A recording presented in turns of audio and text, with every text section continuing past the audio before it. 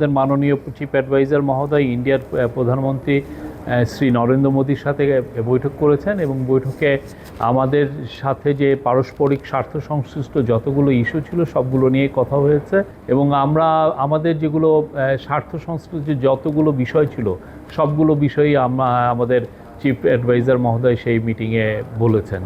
যেমন শেখ হাসিনার প্রত্যর্পণ বিষয়ে কথা হয়েছে, শেখ হাসিনা যে ওইখানে বসে অনেক ধরনের ইনসেন্ডিয়ারি কমেন্ট করছেন সেগুলো বিষয়ে কথা হচ্ছে।